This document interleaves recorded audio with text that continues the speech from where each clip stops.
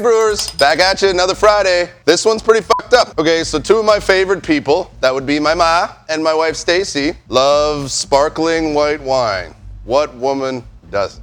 She's like, can you make me some champagne? So then immediately, nerdly, I got like, well, it's not champagne if it's not from the France. And there's so many other rules that besides just being from that region that make it have to be champagne like such. It has to be aged with the priming sugar in the bottles for at least a minimum a year. There has to be 3 different types of wine that get in there. So we're making the closest thing to champagne that can be made with the ingredients and kits that we have here, grain to glass. So I got my favorite shirt to make some wine, my favorite band to make some wine for my favorite people. All right, so number 1, yes, champagne. It's gonna be called champagne, has to be from the Champagne region of France. Obviously, we've got a California Chardonnay and an Italian Pinot Grigio, so right there, we're fucked.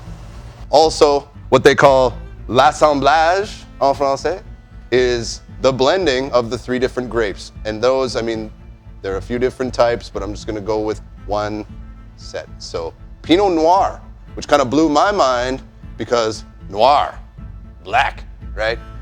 But they make a white Pinot Noir where they don't actually use the grape skins, thereby the juice staying white. Didn't know that until I started figuring this out. Pretty cool. So we don't have that. We've got dark Pinot Noir, and I'm not making rosé sparkling wine, so we're leaving that one out. The other one would be Pinot Blanc or Pinot Gris and Chardonnay. So of those 3, we've got Chardonnay and we've got Pinot Grigio. So I'm gonna blend those 2. We're gonna ferment them in this big mother right here. This goes 58 liters. We got a 46 liter fermentation. So this way I can blend them for fermentation. And then we're gonna split them off. I'm gonna do 2 different methods. One is gonna be, I'm gonna do the classic method where I ferment it. Do not use the stabilizing packs. We'll get to that later because the stabilizing in the sorbate will kill yeast production. So we don't wanna do that in one of them because we're gonna actually bottle prime this and do the let it sit upside down for months, and then we're gonna freeze the neck and do what's called degorging. It's a whole fucking thing, and this is why nobody does homebrew champagne. The other one, me being a beer brewer, I'm gonna do it as the kid intends, do the sorbet, do this, do that, do the stabilizers, and then I'm just gonna put that shit in a keg and carbonate it up to 5-6 volumes and use the beer gun and bottle it. Bam, done. No sediment, no degorging, no freezing. And some of y'all champagne aficionados, I can't imagine why any of you be watching my channel, but must be just, I can sense your anger with me right now. The girls just want to get fucked up, okay? Like they want to make some mimosas, they need some bubblies, they want to do the Prosecco kind of deal and just get wasted. And good things happen to me when they do that, so I'm gonna make that happen. We just got some people in here. Okay, so like I said, I got my California Chardonnay and my Italian Pinot Grigio. We're just gonna open these up. We're gonna dump our must into there, top it up to 46 liters for the 2, pitch our yeast, and Bob's your cat. We'll come back in a couple of weeks and do our transfer, and we'll show you the 2 different methods for clearing and or non-stabilizing that we're gonna do. Then you'll get to see the keg one real fast. The natural priming one way is gonna take a little bit longer. One of the things, they make you age it on the priming sugar for at least 1 year. Apparently the most expensive champagnes that exist are aged with the priming sugar and the sediment in them for 6 to 10 years for the most expensive ones. Normally with beer, we wanna get that off the yeast. We don't wanna have autolysis, which is what happens when the particle, the nucleus splits open on the yeast and it goes back into solution, thereby creating some interesting flavors, which for beer, not good, but apparently for champagne, very good, very expensive. So I'm kind of interested to see, like I say, as a beer brewer, that's not really what I do. So going against the grain here. I didn't even mean for that pun. Good. Okay, so we got our bentonite. We got to put that in there.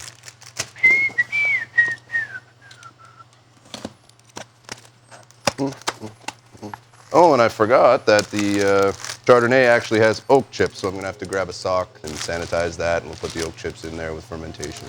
I also forgot our little tool for opening the wine caps. I'll be right back. All right, so I got my sock, and then I got 2 different things. So we got this fancy 2-in-1 tool here that holds the shrink caps on while you're putting the bottles in over your steam or over your hot water or whatever you want to do. And then it also, this little bit right here, takes these caps off. But we also have the tool that just does that. So I'm gonna use that one. So we're gonna give that a quick star sand. We got our handy dandy star sand. Thank you, Andy, making those up for us. And we will start with the Pinot Gris. We're gonna open up our fermenter. These are what's called tri-clamp fittings. And then this is normally for fermenting under pressure. So notice how there's no hole for an airlock here. So what am I gonna do? I'm gonna hook up my spunding valve, but I'm just gonna leave it wide open so it just bleeds. This is gonna be a little bit challenging because I'm so up high.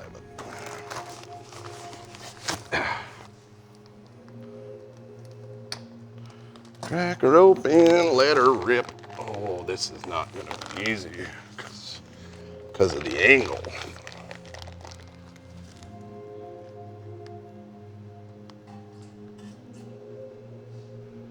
White wine juice smells amazing. Makes you wonder why we don't just drink it and actually turn it into wine, because it's amazing.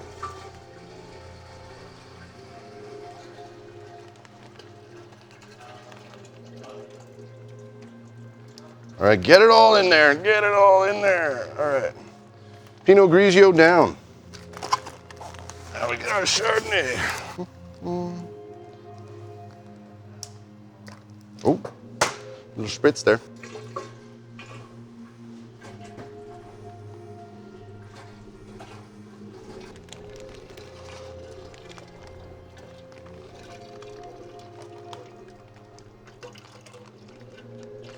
You want to get all that juice. Some people even rinse out the bag. I don't really think that's necessary, but boom, bag's done.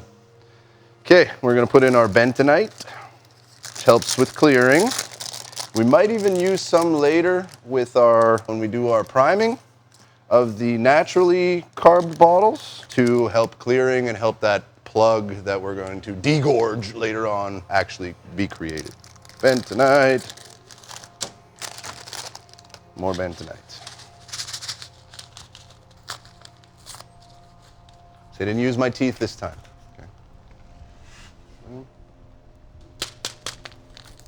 Boom. So I'm gonna give it a little stir now to get that bentonite all stirred in. Some people want you to put it in water and stir it up, etc., etc. But me, I got power tools. Set it to giver. Again, star sand.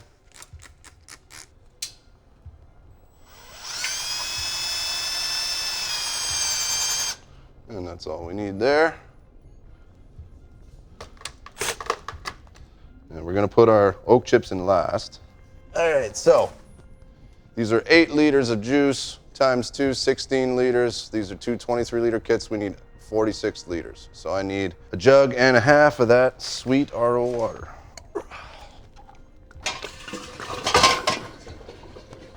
Get rid of some of my garbage here in the meantime. We're gonna get a little more scientific for the other 10 liters and actually measure it out using 5 of these pitchers. A sip of Skull's Light for courage.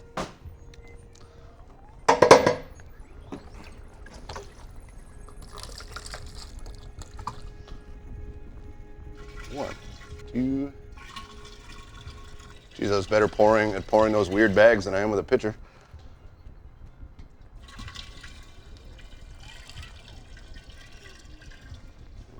And then we're gonna be topping up in the carboys later on to get our full 23 liters. So for a tiny bit short. 4. And we'll fill this one up a little bit extra to account for all that stuff I spilled. All right, so now, have a little look in there. We're filled up about up to here.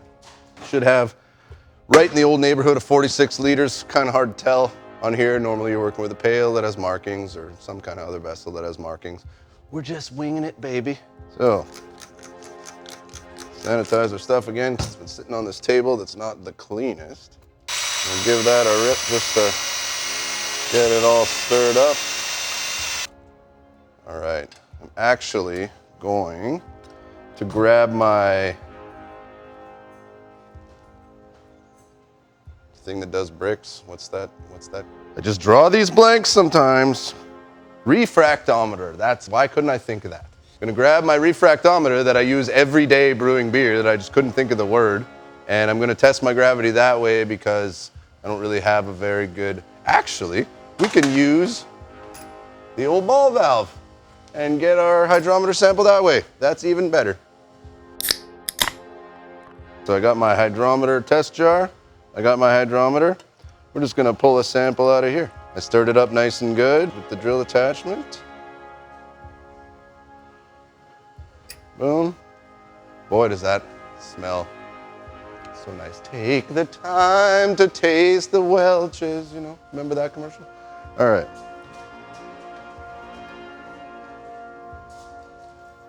So that's got us right around 1090 there. So that's, yeah, 1090. That's our OG. I'm gonna check with on my little calculator when it ferments down to 0.990 and see what that gets us for alcohol. Should be right around 10.5%, I think. You know what, I'm just gonna whip it out right now. If you're looking to check your original and final gravity, Google ABV calculator, and any of the first 10 links will get you a nice, accurate reading. I like to use Brewer's Friend. Thanks, Brewer's Friend. So we'll assume we're gonna get to 0.996. Well, it's gonna give us 12.3%. Bam-a-lam, that's exactly where we wanna be, nice and strong for our sparkling wine. And now we're gonna sanitize our wood chips and our sock, toss that in there, get the yeast in, close it up, and then it's fermentation time. Okay, so we've stirred, we've watered, we've bentonite, I don't know, one of those. Now, we're gonna cut open our bag of wood chips. First thing we're gonna do is give this a good nice soaking with some star san. I mean, it come right out of the package, but never hurts to be a little overcautious. I also sanitize the scissors.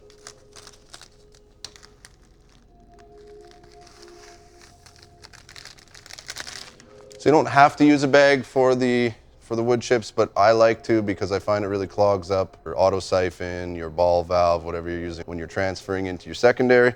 I also like, don't pull it down here and tie it as loose as you can. And then just blunk, bye-bye. And now we yeast it up, close it up, and we'll see you next time after that. Boom. And I'm gonna put an extra pack in there just because I like more yeast, happy yeast. One, and this is EC 1118, which is like what comes in every wine kit. It's gonna make us a nice, dry, strong wine, which is what we want. Dos.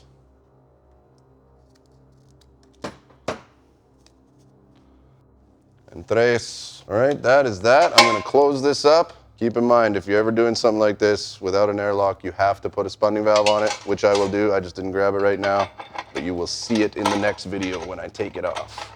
All right, step one in our journey of making the closest thing to champagne or what sparkling wine that we can do here at Grain to Glass.